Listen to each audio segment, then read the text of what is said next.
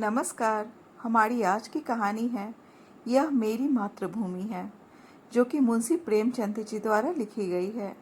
आज पूरे 60 वर्ष के बाद मुझे मातृभूमि, प्यारी मातृभूमि के दर्शन प्राप्त हुए हैं। जिस समय मैं अपने प्यारे देश से विदा हुआ था और भाग्य मुझे पश्चिम की ओर ले चला था, उस समय मैं पूर्ण युवा था।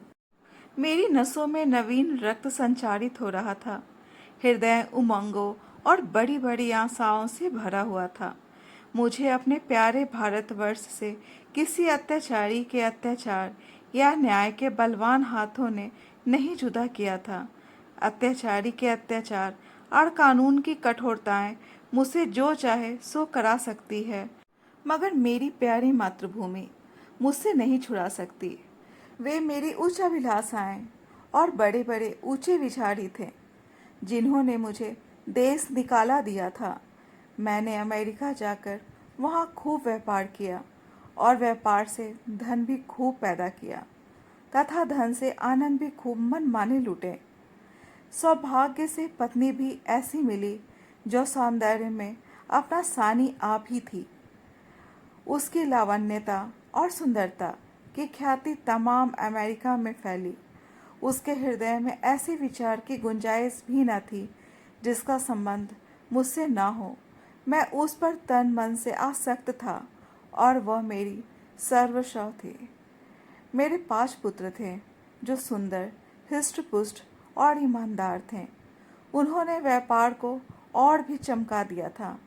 मेरे भोले भाले नन्हे नन्हे पौत्र गोद में बैठे हुए थे, जबकि मैंने प्यारी मातृभूमि के अंतिम दर्शन करने को अपने पैर उठाए।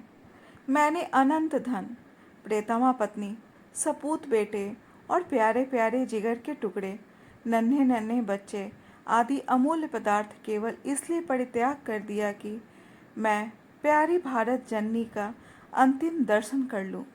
मैं बहुत बूढ़ा हो गया हूँ। 10 वर्ष के बाद पूरे 100 वर्ष का हो जाऊंगा। अब मेरे हृदय में केवल एक ही अभिलाषा बाकी है कि मैं अपनी मातृभूमि का रक्षक बनूं। यह अभिलाषा कुछ आज ही मेरे मन में उत्पन्न नहीं हुई, बल्कि उस समय भी थी जब मेरी प्यारी पत्नी अपनी मधुर बातों और कोमल कटाक्षों से मेरे हृदय को प्रफुल्लित किया करती थी। और जबकि मेरे युवा पुत्र प्रातःकाल आकर अपने वृद्ध पिता को सभक्ति प्रणाम करते, उस समय भी मेरे हृदय में एक कांटा सा खटकता रहता था कि मैं अपनी मातृभूमि से अलग हूँ। यह देश मेरा देश नहीं है और मैं इस देश का नहीं हूँ। मेरे पास धन था, पत्नी थी, लड़के थे और जायदाद थी, मगर ना मालूम क्यों मुझे रह रहकर मातृभूमि के टूटे झोपड़े, 4-6 बीघा मौरूसी जमीन और बालपन के लंगोटिया यारों की याद अक्सर सता जाया करती। प्रायः अपार प्रसन्नता और आनंदोत्सव के अवसर पर भी यह विचार हृदय में चुटकी लिया करता था कि यदि मैं अपने देश में होता। जिस समय मैं बम्बई में जहाज से उतरा, मैंने पहले काले कोट पतलून पहने टूटी फूटी अंग्रेजी बोलते हुए मल्लाह देखे। फिर अंग्रेजी दुकान, ट्राम और मोटर गाड़ियां दिख पड़ी। इसके बाद रबर टायर वाली गाड़ियों की और मुंह में चूड़ट दाबे हुए आदमियों से मुठभेड़ हुई। फिर रेल का विक्टोरिया टर्मिनल स्टेशन देखा। बाद में मैं रेल में सवार होकर हरी भरी पहाड़ियों के मध्य में स्थित अपने गांव को चल दिया। उस समय मेरी आंखों में आंसू भर आए और मैं खूब रोया, क्योंकि यह मेरा देश न था। यह वह देश न था जिसके दर्शनों की इच्छा सदा मेरे हृदय में लहराया करती थी। यह तो कोई और देश था। यह अमेरिका या इंग्लैंड था, मगर प्यारा भारत नहीं था। रेलगाड़ी जंगलों, पहाड़ों, नदियों और मैदानों को पार करती हुई मेरे प्यारे गांव के निकट पहुंची, जो किसी समय में फूल, पत्तों और फलों की बहुतायत तथा नदी नालों की अधिकता से स्वर्ग की होड़ कर रहा था। मैं उस गाड़ी से उतरा तो मेरा हृदय बासों उछल रहा था। अब अपना प्यारा घर देखूंगा, अपने बालपन के प्यारे साथियों से मिलूंगा। मैं इस समय बिल्कुल भूल गया था कि मैं 90 वर्ष का बूढ़ा हूँ। ज्यों-ज्यों मैं गांव के निकट आता था, मेरे पग शीघ्र शीघ्र उठते थे और हृदय में अकथनीय आनंद का स्रोत उमड़ रहा था। प्रत्येक वस्तु पर आंखें फाड़ फाड़ कर दृष्टि डालता। आहा, ये वही नाला है जिसमें हम रोज घोड़े नहलाते थे और स्वयं भी डुबकियां लगाते थे। किंतु अब उसके दोनों ओर कांटेदार तार लगे हुए थे। सामने एक बंगला था जिसमें 2 अंग्रेज बंदूकें लिए इधर उधर ताक रहे थे। नाले में नहाने की सख्त मनाही थी। गांव में गया और निगाहें बालपन के साथियों को खोजने लगी, किंतु शोक, वे सब के सब मृत्यु के ग्रास हो चुके थे। मेरा घर, मेरा टूटा फूटा झोपड़ा, जिसकी गोद में मैं बरसों खेला था, जहाँ बचपन और बेफिक्री के आनंद लूटे थे और जिसका चित्र अभी तक मेरी आंखों में फिर रहा था, वही मेरा प्यारा घर अब मिट्टी का ढेर हो गया था। यह स्थान गैर आबाद न था। सैकड़ों आदमी चलते चलते दृष्टि आते थे, जो अदालत, कचहरी और थाना पुलिस की बातें कर रहे थे। उनके मुखों से चिंता, निर्जीवता और उदासी प्रदर्शित होती थी और वे सब सांसारिक चिंताओं से व्यथित मालूम होते थे। मेरे साथियों के समान हृष्ट पुष्ट, बलवान, लाल चेहरे वाले नवयुवक कहीं न देख पड़ते थे। उस अखाड़े के स्थान पर जिसकी जड़ मेरे हाथों ने डाली थी, अब एक टूटा फूटा स्कूल था, जिसमें दुर्बल तथा कांतिहीन रोगियों की सी सूरत वाले बालक फटे कपड़े पहने बैठे ऊँघ रहे थे। उनको देखकर सहसा मेरे मुख से निकल पड़ा कि नहीं नहीं, यह मेरा प्यारा देश नहीं है। यह देश देखने मैं इतनी दूर से नहीं आया हूँ। यह मेरा प्यारा भारतवर्ष नहीं है। बरगद के पेड़ की ओर मैं दौड़ा, जिसकी सुहावनी छाया में मैंने बचपन के आनंद उड़ाए थे, जो हमारे छुटपन का क्रीड़ा स्थल और युवावस्था का सुखप्रद वास स्थान था। आह, इस प्यारे बरगद को देखते ही हृदय पर एक बड़ा आघात पहुंचा और दिल में महान शोक उत्पन्न हुआ। उसे देखकर ऐसी ऐसी दुखदायक तथा हृदय विदारक स्मृतियां ताजी हो गईं कि घंटों पृथ्वी पर बैठे बैठे मैं आंसू बहाता रहा। हाँ, यही बरगद है, जिसकी डालों पर चढ़कर मैं फुनगियों तक पहुंचता था, जिसकी जटाएं हमारा झूला थीं और जिसके फल हमें सारे संसार की मिठाइयों से अधिक स्वादिष्ट मालूम होते थे। मेरे गले में बाहें डालकर खेलने वाले लंगोटिया यार, जो कभी रूठते थे कभी मनाते थे, कहाँ गए? हाय, बिना घर बार का मुसाफिर, अब क्या अकेला ही हूँ? क्या मेरा कोई भी साथी नहीं? इस बरगद के निकट अब थाना था और बरगद के नीचे कोई लाल साफा बांधे बैठा था। उसके आसपास 10-20 लाल पगड़ी वाले करबद्ध खड़े थे। वहाँ फटे पुराने कपड़े पहने दुर्भिक्षग्रस्त पुरुष, जिस पर अभी चाबुकों की बौछार हुई थी, बड़ा सिसक रहा था। मुझे ध्यान आया कि यह मेरा प्यारा देश नहीं है, कोई और देश है। यह यूरोप है, अमेरिका है, मगर मेरी प्यारी मातृभूमि नहीं है, कदापि नहीं है। इधर से निराश होकर मैं उस चौपाल की ओर चला, जहाँ शाम के वक्त पिताजी गांव के अन्य बुजुर्गों के साथ हुक्का पीते और हंसी कह कहे उड़ाते थे। हम भी उस टाट के बिछौने पर कलाबाजियां खाया करते थे। कभी कभी वहाँ पंचायत भी बैठती थी, जिसके सरपंच सदा पिताजी ही हुआ करते थे। इसी चौपाल के पास एक गौशाला थी, जहाँ गांव भर की गायें रखी जाती थी और बछड़ों के साथ हम यहीं किलौले किया करते थे। शोक कि अब उस चौपाल का पता तक न था।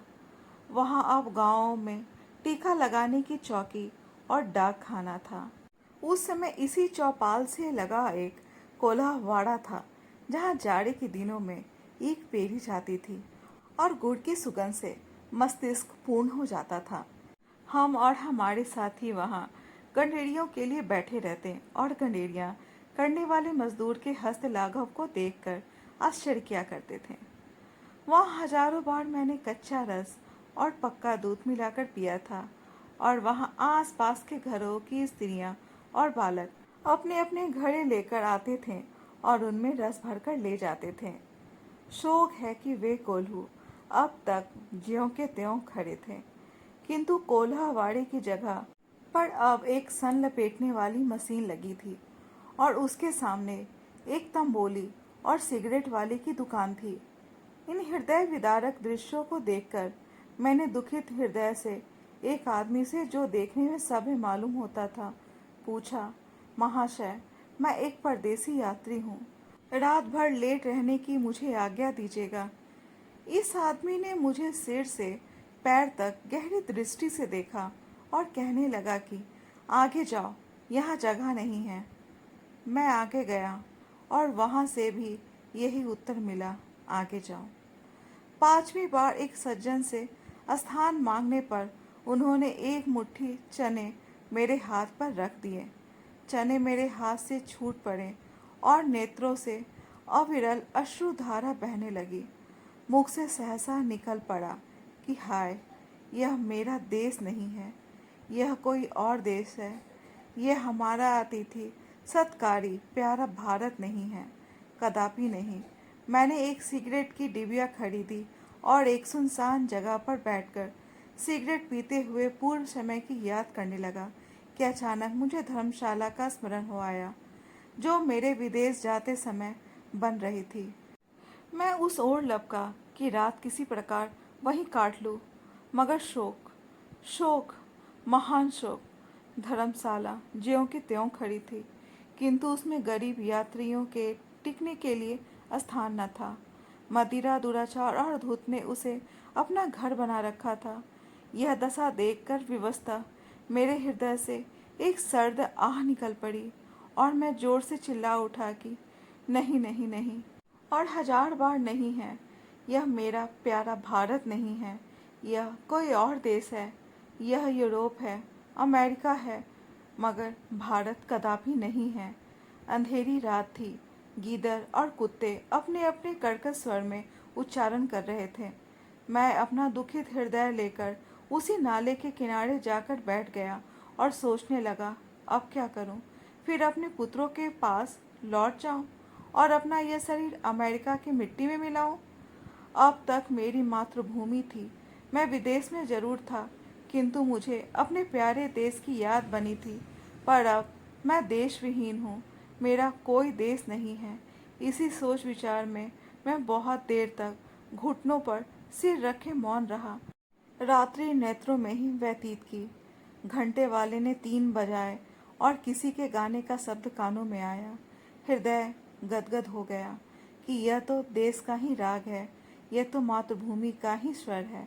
मैं तुरंत उठ खड़ा हुआ और क्या देखता हूँ कि 15-20 वृद्धा स्त्रियां सफ़ेद धोतियां पहने, हाथों में लोटे लिए स्नान को जा रही हैं और गाती जाती हैं, हमारे प्रभु अवगुण चित्त ना धरो। मैं इस गीत को सुनकर तन्मय हो ही रहा था कि इतने में मुझे बहुत से आदमियों की बोलचाल सुन पड़ी। उनमें से कुछ लोग हाथों में पीतल के कमंडलू लिए हुए शिव शिव, हर हर, गंगे गंगे, नारायण नारायण आदि शब्द बोलते हुए चले जाते थे। आनंददायक और प्रभावोत्पादक राग से मेरे हृदय पर जो प्रभाव हुआ उसका वर्णन करना कठिन है। मैंने अमेरिका की चंचल से चंचल और प्रसन्न से प्रसन्न चित्त वाली लावण्यवती स्त्रियों का आलाप सुना था। सहर्षों बाद उनकी जीवा से प्रेम और प्यार के शब्द सुने थे। हृदयाकर्षक वचनों का आनंद उठाया था। मैंने सुरीले पंछियों का चहचहाना भी सुना था, किंतु जो आनंद, जो मजा और जो सुख मुझे इस राग में आया, वह मुझे जीवन में कभी प्राप्त नहीं हुआ था।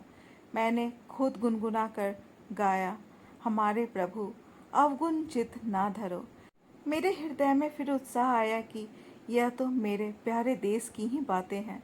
आनंदातिरेक से मेरा हृदय आनंदमय हो गया।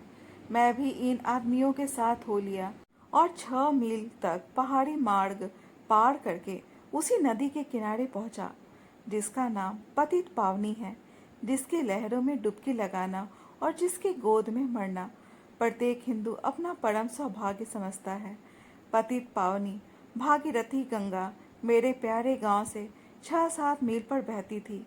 किसी समय मैं घोड़े पर चढ़कर गंगा माता के दर्शनों की लालसा मेरे हृदय में सदा रहती थी। यहाँ मैंने हजारों मनुष्यों को इस ठंडे पानी में डुबकी लगाते हुए देखा। कुछ लोग बालू पर बैठे गायत्री मंत्र जप रहे थे, कुछ लोग हवन करने में संलग्न थे, कुछ माथे पर तिलक लगा रहे थे और कुछ लोग सस्वर वेद मंत्र पढ़ रहे थे।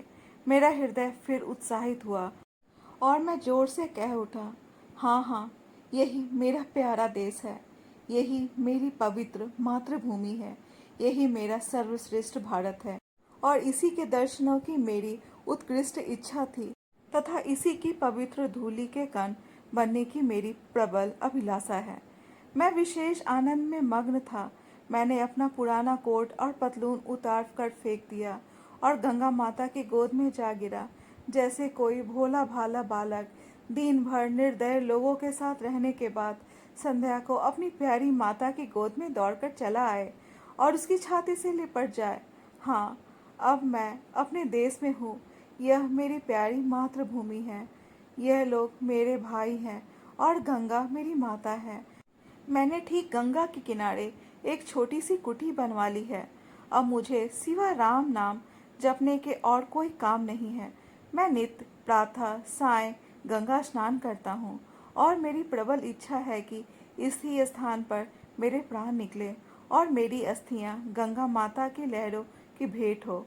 मेरी स्त्री और मेरे पुत्र बार बार बुलाते हैं, मगर अब मैं यह गंगा माता का तट और अपना प्यारा देश छोड़कर वहां नहीं जा सकता। अपनी मिट्टी गंगा जी को ही सौंपूंगा। अब संसार की कोई आकांक्षा मुझे इस स्थान से नहीं हटा सकती, क्योंकि यह मेरा प्यारा देश और यही प्यारी मातृभूमि है।